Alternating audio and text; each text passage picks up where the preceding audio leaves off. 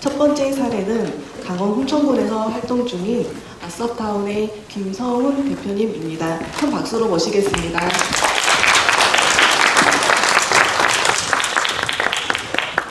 포인터 좀 부탁드리겠습니다.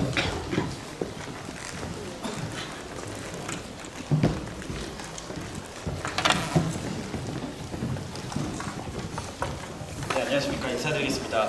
홍천에서 청년마을 왓썹타운 운영하고 있는 대표 김성훈입니다.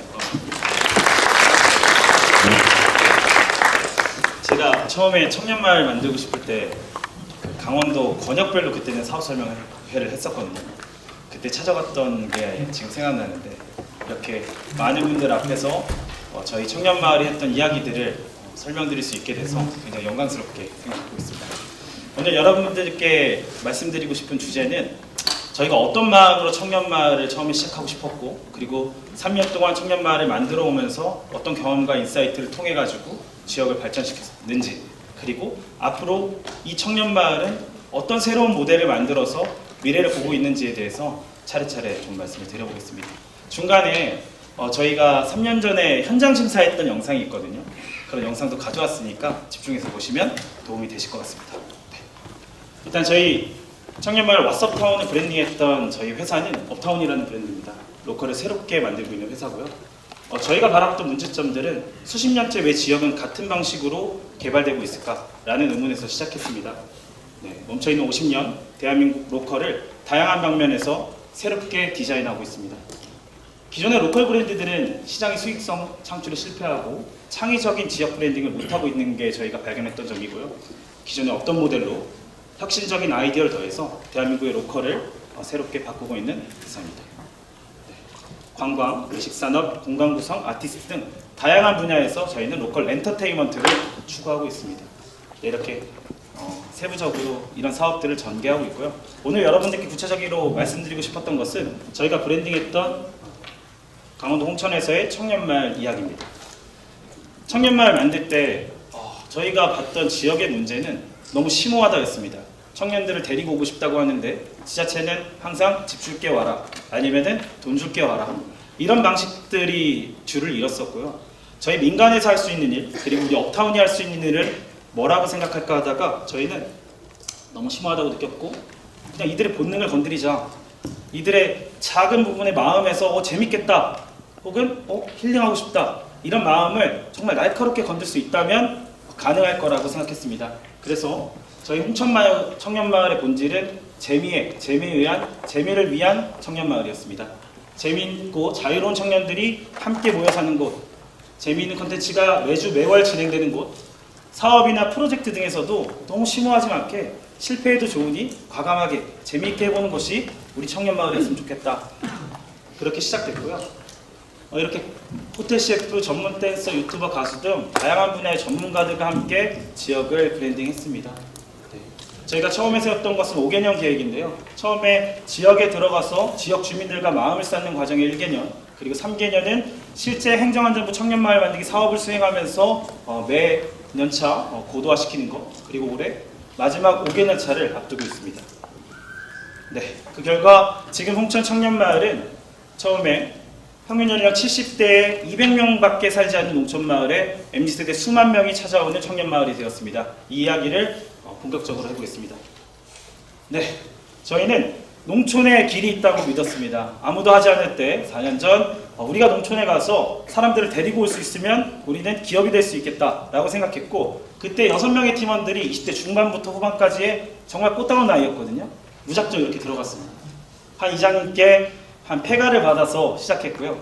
근데 해보니까 6명이서 이 집에서 같이 사는데 너무 힘든 거예요. 주민분들은 도와주신다고 하셨는데 아무도 안 도와주시고, 우리가 컨텐츠를 만든다고 했을 때 밭도 협조 받아야 되고, 이장님께 물건도 해주신다 했는데 갑자기 또 안 된다고 하시고, 그리고 우리가 진짜 사는지 지역분들이 와서 지켜보기도 하시고, 그리고 심지어는 얘네 도박하는 건 아닌지, 혹은 모여서 고스톱판 치는 거 아닌지, 혹은 마약하는지, 이런 것도 막 의심을 하시더라고요. 네, 그렇게 지역에서의, 농촌에서의 어려움을 겪고 저희는 진정한 마을의 일원이 되고자 라고 깨닫습니다. 그래서 그때부터 사업을 전면 중단하고 완전하게 마을과 하나가 되고자 제2의 고향으로서 활동을 시작합니다. 마을 대청소에 참여하고 농프라는 농촌 마을 경관 가꾸기를 매주 참여했고요. 그리고 면민체육대회, 그리고 마을에서 1년에 한 번씩 하는 연극제 등에 실제 배우가 돼서 참여하면서 마을의 전통 문화와 이런 것들을 함께 또 익히게 됩니다. 어르신들과 1년에 한 4번씩은 등산이나 바다나 이렇게 같이 놀러 가기도 하고요. 풍우회, 부녀회, 청년회 다양한 활동들을 하면서 실제 주민이 되는 과정을 겪었습니다. 특히나 청년부서를 창설해가지고 한 달에 한 번씩 마을의 발전을 도모하는 회의도 1년간 참여했습니다. 이렇게 되다 보니까 어르신들이 본인들이 마을 사업하고 있는 프로젝트에 저희를 껴주시는 거예요. 그래서 저희가 살고 있던 이 집이었거든요. 살고 있던 집을 이렇게 컨텐츠 공간으로 마을 주민 모두가 함께 바꿔주셨습니다. 이렇게 해서 저희는 이 폐가를 어르신들과 함께 리모델링해서 청년들이 함께 살아보고 컨텐츠 할 수 있는 공간으로 바꾸었고요. 마을에 버려져 있던 폐공장을 마을 주민분들, 도심에서 온 청년들 다 같이 놀 수 있는 파티장으로 하나 만들게 됩니다. 이렇게 만들고 나니까 저희가 진짜 컨츄리타운이라는, 그리고 도시에서 온 청년들이 농촌을 1박 2일간 경험할 수 있는 컨텐츠를 만들 수 있는 여력이 생긴 거예요. 네. 그렇게 저희는 어르신들과 세팅을 해놓고 청년마을 만들기 사업에 도전합니다. 현장 영상 한번 틀어주시면 감사하겠습니다. 링크가 걸려있거든요.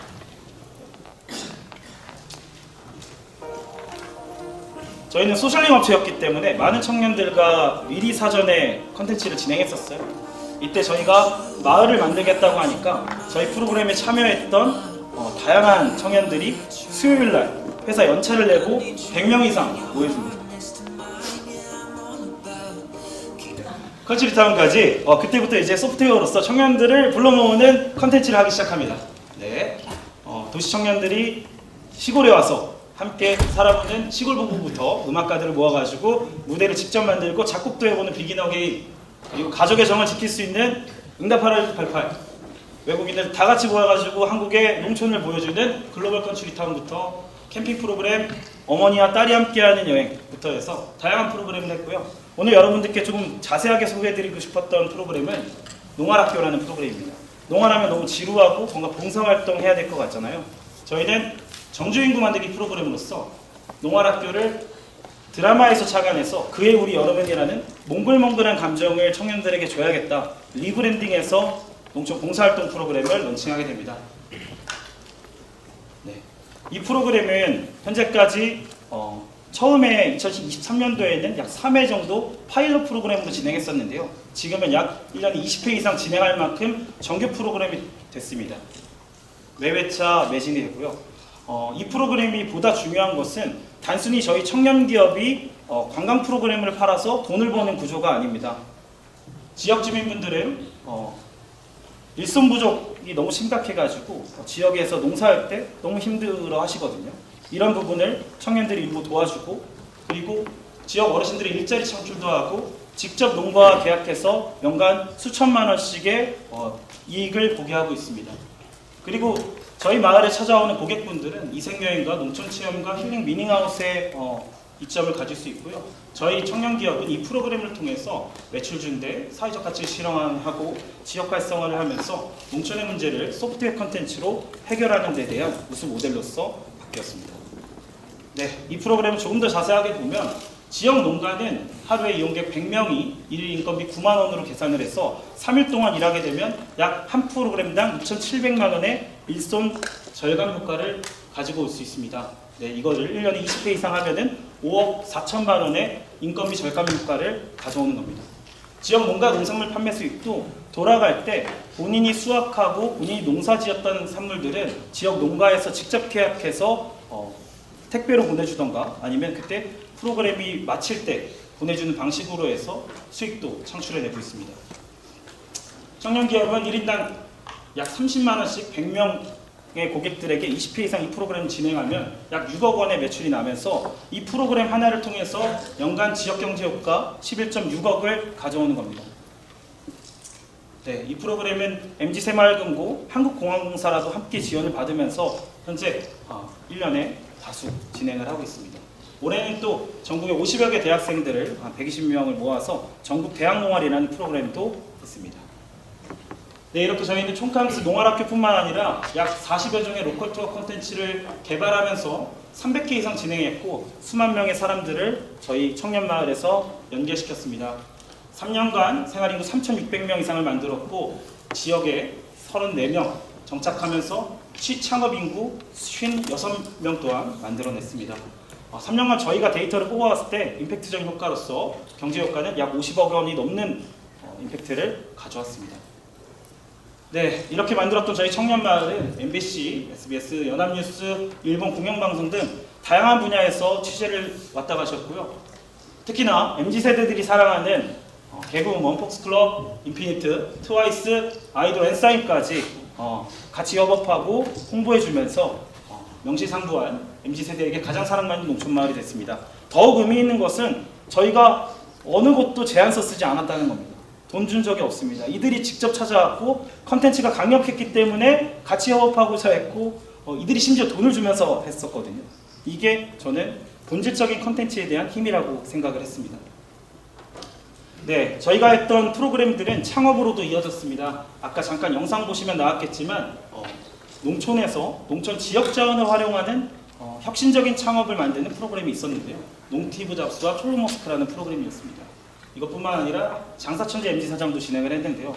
너무 심오하다. 지역에서 F&B 창업하는 프로그램들은 전문가들 모셔다가 어떻게 해야 된다 이렇게 하는 게 우리 스타일과 맞지 않는다. 그냥 우리는 푸드트럭 빌려다가 이들 보고 알아서 짜라고 하고 푸드트럭 운전해서 5일장 축제 나가서 해봐라. 저희는 그 역할만 했습니다. 이렇게 재미나게 했고 3박 4일간 총 5명, 10명 이렇게 뽑았었거든요. 1, 2회차. 근데 매진이 되면서 MZ세대들에게 인기도 받았었습니다. 이 프로그램을 통해서 한 팀원들이 정착을 했고요. 메밀이라는 농사를 우리 마을에서 짓고 있었습니다. 메밀을 공동 재배하고 있었는데 이 메밀을 활용해서 방앗간 막국수라는 브랜드를 런칭하게 됩니다. 이 브랜드를 런칭할 때 저희는 MXG 프로젝트라는 것을 진행하게 됩니다. MXG 프로젝트는 X세대의 메밀 재배, 재분 재면, 레시피 기술과 MZ세대의 트렌드, 기획, 마케팅, 브랜딩 능력이 서로 역할을 나눠가지고 하면은 굉장한 브랜드가 될 수 있다. 그러면 우리는 3차뿐만 아니라 1차, 2차, 3차를 한 번에 동시에 할 수 있는 브랜드의 힘이 생긴다. 이런 가설을 세워두고 MXG 프로젝트를 진행했고요.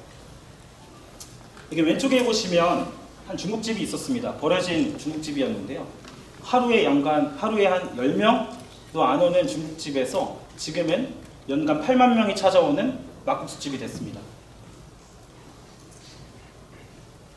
네. 이 브랜드를 만들 때 인테리어 또한 어르신들이 다 해주셨거든요. 그래서 실제 가보게 되면 용보지신이라는 간판이 저렇게 가게 중앙에 걸려 있어요. 이것도 지역에 공예하시는 할아버지께서 만들어 주신 겁니다. 저희가 해외 직구를 통해서 인테리어 소품들을 사서 모으고 어르신들이 그걸 가지고 직접 가게를 만들어 주신 겁니다. 네, 이런 취지에 맞게 이 방앗간 막국수는 노인을 존경한다는 취지에서 한 달에 한 번씩 어르신들을 50명 이상 모시고 대접해 드리고 있고요. 그리고 한 달에 한 번씩 독거노인 대상으로 생신잔치도 열어드리고 있습니다. 그리고 세대를 통합한다는 의미에서 어린이들은 무료로 또 제공을 하고 있거든요. 실제 그냥 사이드를 주는 게 아니라 실제 가면 물막국수를 어린이들에게는 공짜로 주고 있습니다. 네, 이 브랜드는 지금 월 매출 평균 1억이 나오고 있고 프랜차이즈 문의가 쇄도하면서 로컬 프랜차이즈라는 새로운 개념을 업타운이 만들어서 확장하려고 준비하고 있습니다. 네, 작년에는 가면 본부를 설립했고 특허 출원하면서 이 모델을 전국으로 확장시킬 준비를 하고 있고요. 특히나 중요했던 것은 지금 정부가 바라보고 있는 사회 연대경제 모델을 만들었다는 측면에서 의의가 있습니다. 분여에는 만두 전병 생산 라인을 지금 설계하고 있습니다. 저희가 10년 전에 마을 사업으로 만두를 제조하는 설비들을 마을에서 갖춰놨었거든요. 근데 저희도 다른 외주업체에서 만두와 전병을 받고 있다가 이제는 이 레시피를 우리가 청년들이 만들어서 어르신들에게 이거를 설계하자라고 해가지고 전국으로 확장하는데 분여회에서 만두와 전병을 맡기로 했고 그리고 어르신들이 6만 평을 메밀을 공동 재배하셨는데 이제는 15만 평 이상의 규모로 올해부터 늘리게 됩니다. 그리고 또 이 메밀을 공동 재배하게 되면 가공 공장으로 한번 거칩니다. 그러면 이 가공 공장의 수익을 가져가는 그 구조기 때문에 마을에 버려진 공장이 하나 있는데 거기다가 메밀 가공 공장을 어르신들의 농업법인으로 만들어서 이 가공공장 또한 설립해서 1차 원물 생산, 2차 가공공장까지 함께 모델로서 만들어가고 있습니다. 이 모델은 대한민국의 없던 지역 그리고 세대가 통합 가능한 지속 가능한 사업 체계를 구축했다는 점에서 큰 의의가 있습니다. 세대 융합을 단순 협업이 아니라 역할과 책임을 분업 구조로 조정했다는 점에서 크고요. 특히나 X세대의 지혜, 활로, 유통, 기술들과 MZ세대가 자리할 수 있는 문화를 이끄는 브랜딩의 능력이 같이 만들어졌다는 점에서 높게 평가받고 있습니다.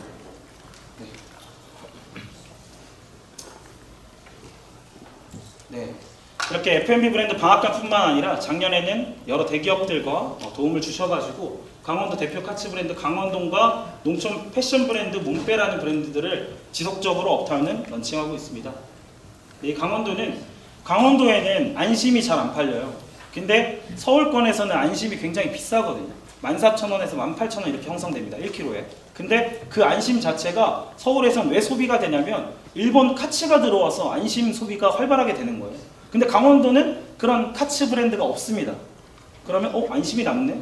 강원도는 1kg 6,000원이거든요. 그럼 우리가 카츠 브랜드를 만들자. 어떻게? 일본식 돈까츠지만 밥상은 강원도 식재를 이용한 오징어 젓갈, 철원쌀, 그리고 태백김치 이런 식으로 만들고자 했던 강원돈이라는 카츠 브랜드고요. 춘천이랑 홍천에 올해 1월 말에 오픈을 하게 됩니다. 공사는 다 끝났고요. 네, 두 번째는 농촌 패션 브랜드 몬빼입니다. 기존의 로컬 패션 브랜드들은 농부들을 위한 워크웨어 기반 이미 농촌에 거주하는 사람 타깃이었다면 우리는 농촌을 위한 옷이 아닌 농촌 감성을 입는 옷 그리고 MZ세대의 감성과 트렌드를 더해보자라고 해서 몬빼 브랜드를 만들었고요. 이렇게 여러 시제품과 라인들이 출시하고 있습니다. 홈페이지도 구축 중이고요. 지금 앞에서 찍고 있는 저 친구가 이 패션 브랜드 대표거든요. 지금 입고 있는 착장이 올해 신제품으로 나온 모자부터 티셔츠부터 바지까지 이렇게 하고 있습니다. 이 친구고요. 이걸 인정받아서 다양한 분야에서 좀 표창이나 이런 것도 받게 됐고요. 저희 왓썹타운은 홍천을 농촌 청년 테마파크로서 만들고 싶다는 비전을 갖고 있습니다. 저희가 지금까지 그래왔던 것처럼 세대 통합의 모델로서 X세대와 MZ세대가 함께 만드는 새로운 농촌을 꿈꾸고 있습니다. 저희가 왓썹타운과 F&B 브랜드들을 운영해보면서 느낀 것은 서울에서 성수기 기준으로 동해안에 갈 때 8천만이 이동합니다. 근데 저희가 데이터를 내보면 다 강릉 가다 들렸어요. 속초 가다 들렸어요. 이렇게 하는 거예요. 그러면 우리가 경쟁해야 될 포지션은 가평유계소다. 하나의 허브로서, 하나의 거점으로서 중간에 경유할 수 있는 지역을 만들면 된다라고 생각해서 그렇게 지금 설계를 하고 있습니다. 잘해왔던 지역살이 관광 소셜링 컨텐츠를 조금 더 디벨롭해서 많은 청년들이 올 수 있게 소프트웨어를 활성화시키고 그리고 기존에 했던 F&B 브랜드에서 의류 그리고 미디어, 아티스트까지 다양한 영역에서 로컬을 브랜딩하고 그리고 올해 보면은 저희가 4년 동안 만들었던 공간들이 약 9개의 공간들입니다. 그리고 올해는 3월 달에 25건 규모의 청년들이 함께 모여 살고 함께 일하고 함께 즐길 수 있는 이런 복합센터가 행정안전부께서 감사하게 지원해 주셔가지고 또 완공이 되게 됩니다. 네, 이렇게 F&B 관광, 의류, 아티스트 영역에서 F&B가 무대를 만들고 관광이 확산하고 의류가 정체성을 입히고 아티스트가 서사를 만드는 이 과정을 올해는 또 저는 설계를 들어갑니다. 지역과 청년을 연결하는 농촌 테마파크 기대해 주시고요. 네, 지금까지 왓썹타운이었습니다. 감사합니다.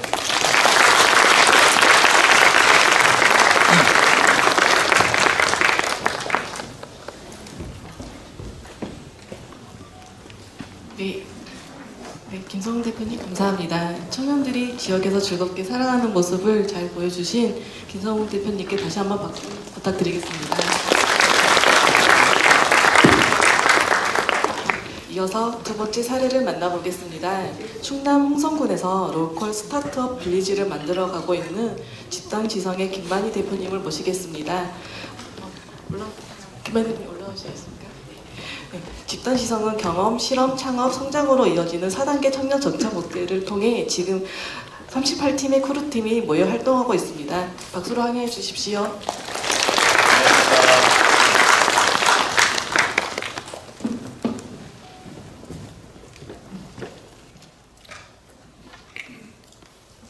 네, 다시 인사드리겠습니다. 저는 홍성에서 창업가 마을 집단지성 그리고 로컬 스타트업 빌리지를 조성하고 있는 김만이라고 합니다. 네, 앞서 발표해주신 홍천의 성원 대표님은 저랑 23년 동기입니다. 네, 저희가 이제 오늘 발표가 그렇게 짜여져서 기획이 됐는지 모르겠는데 홍천의 왓서타운은 청년마을 중에 가장 재밌는 마을입니다.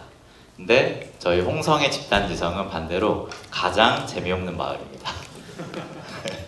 네, 그 오명이 왜 씌어졌는지, 근데 그 오명을 쓰고도 왜 우리는 앞으로 나아가고 있는지에 대해서 오늘 좀 말씀을 드려보고자 합니다. 네, 시작하기 전에 오신 분들에게 무언가 도움이 돼야 될 것 같아서 이 부분부터 좀 시작을 해보고 싶었습니다. 이 청년마을 만들기 사업에 대해서, 청년마을에 대해서 어떻게 이해하고 정의하느냐, 사실 이 부분이 저는 가장 중요하다고 생각합니다. 그래서 구조적으로 이 청년마을을 기획할 때, 그리고 우리의 뚜렷한 컨셉을 드러내기 위해서는 이 청년마을의 본질에 대해서는 한번 고민해 보실 필요가 있는데요. 저희 집단지성은 이렇게 정의를 했습니다. 청년들이 로컬에서 혁신적인 방식으로 잘 살아갈 수 있는 새로운 모델을 만드는 사업, 이렇게 정리를 했고요. 오른쪽 가로 보시면 세부 정의가 있습니다. 근데 이거를 우리가 흔히 이제 공부했던 육하원칙으로 나누면 또 이렇게 됩니다. 그래서 이런 부분들에서 홍성의 집단지성의 재미없는 일 좀 아시겠죠? 이렇게 구조부터 들어가기 때문에 저희는 요것들을 명확히 지켜나가고자 합니다. 앞으로도 그렇고 지금까지도 그래 왔습니다. 그래서 사회적, 지역적 그리고 청년 개인의 문제를 모아서 청년들이 농촌에서 기존의 방식이 아닌 혁신적인 방식으로 잘 살아갈 수 있는 혁신적인 모델을 만드는 비즈니스 사업, 그리고 3년 플러스 알파까지 고려해야 된다. 이 부분을 고려하면서 설계를 한 부분입니다. 여기까지 말씀드리고 어쨌든 각자만의 정의를 한번 내려보시고 지역마다 사업 계획을 진행하시면 좋을 것 같습니다. 그래서 저희 시작부터 일단 빠르게 좀 진행을 해야 될 것 같은데요. 홍성의 청년마을은 왜 창업가 마을로 시작했는지, 그리고 왜 시작했는지에 대해서 말씀을 드리기 전에 일단 저에 대해서 먼저 말씀을 드리겠습니다. 저는 농과를 졸업을 했고요. 처음에 농촌경제연구원이라는 국책연구원에 석사를 졸업하고 들어갔습니다. 근데 현장을 너무 모르는 서울 토박이로서 현장을 들어가야겠더라고요. 그래서 바보같이 지역 컨설팅 회사로 정말 낮은 월급을 받고 이직을 했습니다. 그래서 처음에 굉장히 후회를 했지만 어쨌든 그게 저희 이제 삼촌 회사였어요. 이제 예비 후계자로 들어간 건데 그렇게 3년 4년 지역을 돌아다니다 보다가 지금은 모든 걸 내려놓고 홍성에서 창업을 했고 집단지성이라는 커뮤니티를 이끌고 있습니다. 근데 왜 내려왔을까요? 라고 말씀드리면 사실 저는 이렇게 살아왔고 옆에는 제 아내 커리어입니다. 누가 보면 정말 잘 살았다. 좋은 대학에, 좋은 직장에. 근데 뭔가 되게 반대로 가고 있죠. 보통은 일반 회사에서 공기업으로 가던가 일반 회사의 대기업으로 가던가인데 저희는 계속 반대로 스타트업으로 가고 있는데 이런 것들이 사실 이런 배경 속에서 나왔습니다. 우리 사회가 흔히 말하는 바람직한 청년의 삶이라는 것들이 과연 맞는 것인가 라고 한번 생각해 볼 때가 생기더라고요, 인생에서. 그게 저한테는 30에서 32살 그 사이였고요. 다행히 여기서 탈출을, 다행은 아니죠. 저는 이렇게 사시는 분들 너무 존경하고요. 네, 탈출을 진행했습니다. 그래서 홍성으로 내려왔는데요. 뭐 저희 다짐도 이런 것도 있었어요. 이제 농과로 진학을 하면서 저는 내 커리어의 마지막에 난 이런 사람이 되고 싶다라는 마음가짐도 있었고요. 근데 제가 왜 서울에서 창업하지 않았는지에 대해서는 제가 3, 4년간 정말 로컬을 다 전국을 돌아다니면서 일을 하다 보니까 공통점이 있었습니다. 처음에는 다 안 된다고 해요. 시골 분들은 이거 해보자 안 된다, 저거 해보자 안 된다, 해봤다 하는데 제대로 한번 진심으로 하면 다 됐습니다. 모든 프로젝트의 PM으로서 굉장히 성공적으로 마친 프로젝트가 많은데 그러면서 또 보이는 게 이렇게 문제가 많고 기회가 많은데 아무도 이거 건드리는 사람이 없었습니다. 근데 사업의 관점에서, 특히 스타트업의 이 문제의식의 관점에서는 이 문제라는 건 사실 기회고 비즈니스의 돈이거든요. 그래서 그런 부분에서 이제 홍성에 내려왔고요. 이렇게 쌈을 따면서 시작을 했습니다. 그래서 처음에 사업을 밀키트로 시작을 했고요. 저희 홍성을 잘 모르실 수 있는데 전국에서 유일한 저탄소 유기농업 특구입니다. 그래서 유기농 식재료를 통해서 사업을 시작했고 그 다음에는 지역 농가와 함께하는 시군 단위 최초로 로컬에서 시작하는 새벽 배송 서비스까지 오픈해서 투자까지 받을 뻔했고 이렇게 정말 저자본 제가 딱 1,000만 원으로 창업을 했는데 저희 사무실부터 30평의 제조실, 저온창고까지 마련해서 비즈니스를 빌딩을 할 수가 있었어요. 그래서 굉장히 많은 것들을 저희 팀 혼자서 진행을 했고요. 하다가 보니까 정말 좋은 기회들을 많이 맞이했어요. 임팩트 스퀘어나 소풍벤처스에 투자를 받을 수도 있는 경우 단계까지 올라갔었고, 그래서 제가 발견했던 공통점은 로컬은 참 가능성이 있다는 지점이었습니다. 그래서 최선을 다하고 굉장히 지역의 진심이었을 때 발휘할 수 있는 그 가능성이 보였고요. 그리고 그 속에서 살다 보면 기회와 문제를 분명히 파악할 수 있다라는 지점들을 파악을 했었죠. 근데 지금까지는 너무 좋은 얘기를 말씀을 드렸는데요. 반대로 안 좋은 점이 너무 강했습니다. 첫 번째로 사업하는 사람들한테 스케일업이 필수잖아요. 결국 사업은 내 거를 포기하고 하이리스크 하이리턴을 택하는 방식인데요. 스케일업이 안 됐어요. 인프라가 전혀 없습니다. 저 같은 경우는 밀키트 사업을 할 때 제조실 만드는 데만 3년이 걸렸는데 서울의 경우는 사실 돈만 있으면 위쿡에 돈을 주고 허가까지 낼 수 있습니다. 바로 OEM 공장도 많고요. 그래서 이런 인프라가 부족한 스케일업의 문제, 거기에서 정말 떠나야 되나라는 지점이 생겼고, 근데 저희 아내가 이 패스트5에서 근무를 했었습니다. 근데 저길 보면서 하나 깨달은 게 있었어요. 저 떠나야 될까라는 생각을 할 때쯤에 여기는 왜 이렇게 많은 사람들이 복잡거릴까? 라는 고민을 하다가 그 구조에 대한 비밀을 들었습니다. 그게 뭐였냐면 이 패스5 안에서는 꼭 한두 팀은 성공할 수밖에 없다라는 확신이 있습니다. 왜냐면 저기에서 1인 창업가가 있고 2인 창업가가 막 10인 창업가, 50인 창업가가 되게 다양하게 있는데 저 안에서 내가 1인 창업을 하다가 망해요. 근데 내가 정말 열심히 있고 열정을 다했어. 그럼 옆에서 바로 스카우트 해갑니다. 그리고 또 그 팀이 하다가 망할 수 있죠. 그러면 그 팀의 핵심 멤버들 또 스카우트 해갑니다. 그렇게 하는 구조 속에서 저 꼭대기에 있는 팀들은 정말 어벤져스 사기캐가 됩니다. 그런 데들은 투자를 받을 수밖에 없고요. 잘 할 수밖에 없어요. 근데 그 구조를 좀 듣고 깨닫고 나서 이런 것들이 없었구나라는 생각을 했고요. 이 맨 오른쪽에 저희 홍성의 그림인데요. 서울은 땅이 비싸니까 높이 올린 거다. 그러면 로컬은 자랑할 게 땅이다. 그러면 우리는 낮고 넓게 펼쳐보자 라는 마음이 그때부터 생각이 났고요. 낮게 넓게 펼치는 구조, 그리고 J자 커브의 빠른 성장보다는 단단한 복리 구조의 선형 성장이더라도 단단한 성장을 꿈꾸는 로컬형 스타트업 모델을 꿈꾸게 되었죠. 그래서 제가 조적공이라고 앞에 처음에 표지에 나와 있었는데 저희는 로컬 브랜드들, 로컬 창업가들이 이런 상태라고 봐요. 모래성 같습니다. 사라져도 몰라요. 그들이 있었는지. 근데 그들을 모아서 단단하게 벽돌을 만들어서 저렇게 성벽처럼 쌓아가는, 그래서 집단지 성이라는 이름을 붙였고요. 이러한 이게 첫 번째 저희 심사 발표할 때 페이지랑 똑같습니다. 네, 저희 들락브루아의 저 사진이 저희의 모티브가 되는 사진인데 약간 메인 창업 스트림의 반기를 들자. 근데 제가 이걸 발표할 23년쯤만 해도 이 발표를 듣고 심사위원들 웃으셨는데 지금은 많이 바뀌었죠. 지금 25년, 26년 이번 정권, 이번 저희 정부에서는 굉장히 유효한 타겟팅이라고 생각을 합니다. 그렇게 시작한 저희 청년마을은 이러한 문제의식 기반의 문제의식으로 시작했어요. 그래서 문제의식 기반 로컬 스타트업은 문제 현장, 로컬에 있어야 한다라고 생각을 하고 성수를 베껴오는 게 아니라 성수의 구조를 가져온다라고 생각을 했습니다. 그걸 로컬에 맞게 적용한다라고 생각을 했고요. 지금 현재까지 저희는 이제 4단계 모델을 계속 가설, 실험, 검증하고 있습니다. 그래서 처음에 5팀으로 시작한 창업팀이 현재는 38팀이 됐고 매출액은 저희가 개별팀, 제 회사 매출은 크게 중요하게 생각하지 않습니다. 당연히 동반 성장을 하는 것이기 때문에. 근데 저희는 집단지성 전체 매출을 항상 봅니다.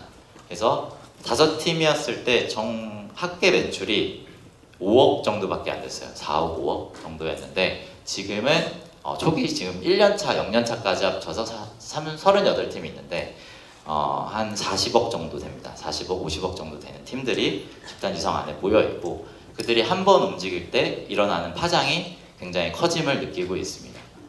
이런 부분들을 저희가 하고 있는데 처음에 시작할 때 사실 저희가 재미없어진 이유가 사실 이것 때문이에요. 저희 임팩트 스퀘어에 윤인선 실장님이라고 있는데 스타트업처럼 청년마을 운영해봐라 라고 하셨습니다. 끊임없이 가설하고 검증하고 피드백해서 다시 굴려. 이게 사실 스타트업의 린 방법이잖아요. 쉽게 말해. 그래서 지역살이를 하든 일자리 실험을 하든 DIT에서 창업 공간을 만들든 계속 가설을 넣고 실험해서 결과 데이터가 나왔는지를 확인합니다. 이런 과정을 3년째 하고 있는데 그러다 보니까 처음 연차에는 한 100명 지역살이에서 2명인가 남았어요. 2명인가 남았는데 작년의 경우는 일자리 실험 저희가 지역살이를 딱 창업에 타겟팅한 건 20명이었는데 6명이 정착해서 이제 창업을 준비하고 있습니다. 확률로 치면 30%고요. 그리고 저희는 2년 이내 BEP라는 손익분기 달성을 저희의 1과제로 삼고 있기 때문에 70% 정도의 팀이 저걸 달성하고 있습니다. 그리고 저희 모델을 수출을 해 나가고 있는 상황인데 이 친구들이 다 저희를 통해 창업해서 활동하고 있는 친구들이고요. 저희의 4단계 모델은 다음과 같습니다. 그리고 4단계가 끝이라고 생각하지 않고 있고 저희를 처음에 가르쳐 주었던 임팩트 스퀘어와 올해부터는 5단계, 6단계 모델을 만들고 있습니다. 그래서 쉽게 말해서 지역살이, MVP 테스트, 일거리 실험, 창업, 보육입니다. 이 4단계 모델이 정말 정상적으로 잘 작동하는지에 대해서 3년간 정말 치열하게 고민하고 실험을 했고요.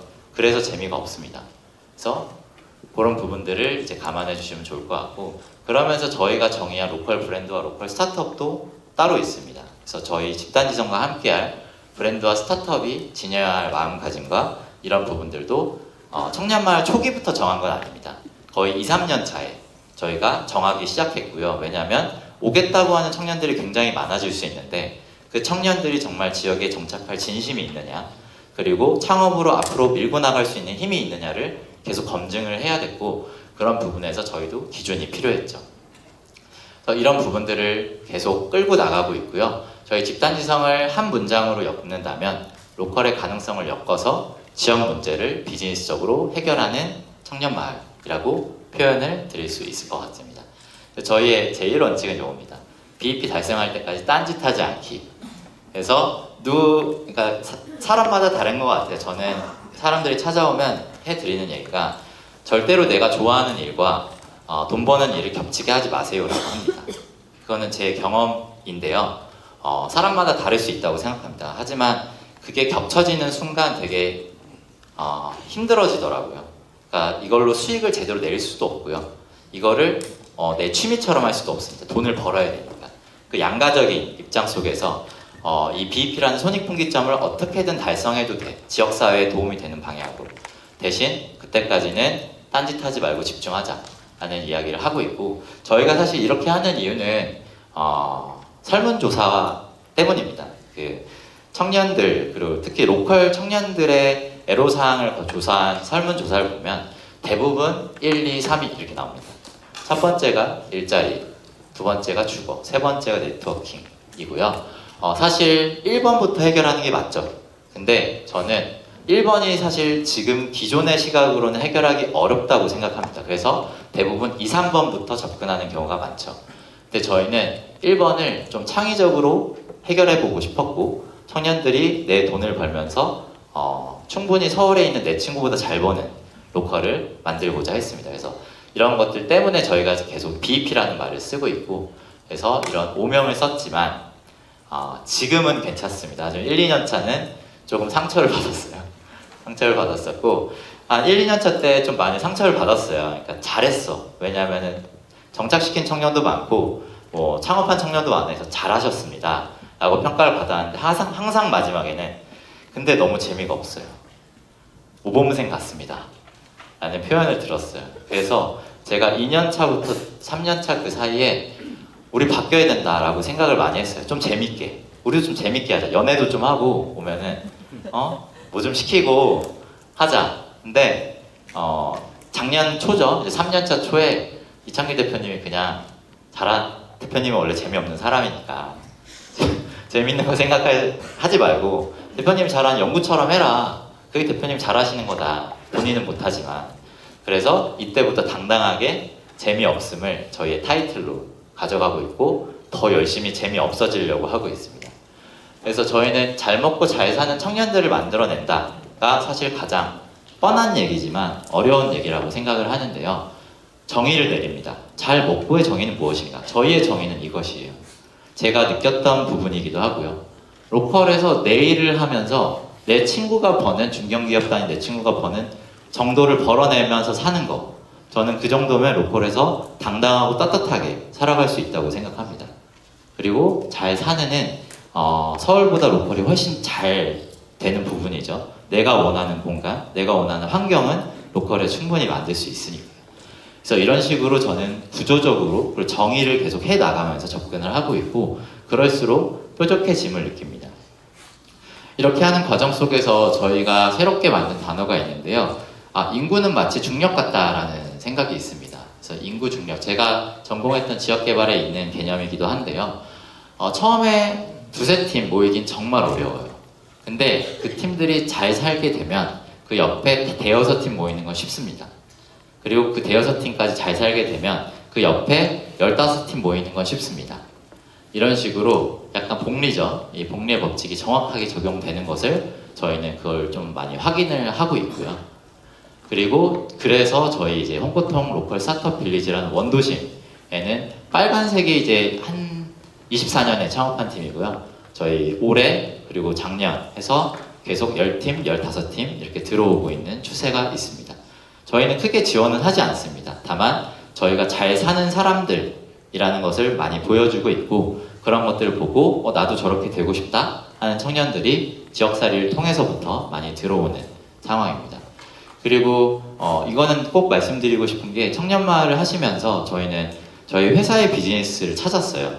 그래서 청년마을을 한다고 해서 이 사업비 안에 이 인건비나 이런 거에 집중하는 것도 당연히 중요하지만 우리 사업을 뭔가 청년마을 통해 디벨롭 시킬 수 없을까? 우리 사회가 도움이 되는 방식과 우리 회사 그리고 개인적으로 모두가 만족할 만한 그런 비즈니스 모델을 분명히 청년마을을 통해 찾을 수 있다고 저는 말씀을 드리고 싶고 저희가 오른쪽 맨 첫 번째에 있는 게 지금 하고 있는 로컬 스타트업 빌리지 청년마을을 통해 조성한 3년간의 성과고요. 그 외의 것들이 지금 저희 모델을 수출하고 있는 곳들입니다. 비용으로 치면 똑같이 쓰이고 있습니다. 청년마을 그 사업에 사업비가 구조별로 다 똑같이 태워져 있고요. 이런 식으로 저희는 확장을 하고 있고 확장하면서 여러 팀들과 협업을 하면서 결국에는 이 소프트웨어 사업이 얼마나 강력한지를 증명을 해내고 있습니다. 그래서 저희가 들어오고 나서 이 청년센터가 150억짜리 사업이 홍보통에 결정이 났고 문화도시 사업이 5년째 떨어지던 게 저희가 성과 발표 때 많이 노력을 했죠. 저희 때문만은 아니지만 200억짜리도 24년에 합격을 했습니다.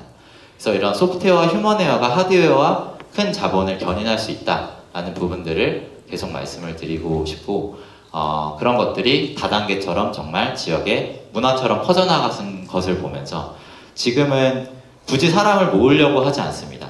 사람이 모이면 거기에 관심을 가질 그런 단계에 많이 접어들어서 흔히 말하는 자동화라고 하죠. 지역 살이부터 자동화하려고 하는 것들을 많이 생각을 하고 있고요. 그래서 정말 1년 차부터 힘들었지만 즐거운 과정들이 참 많았습니다. 네.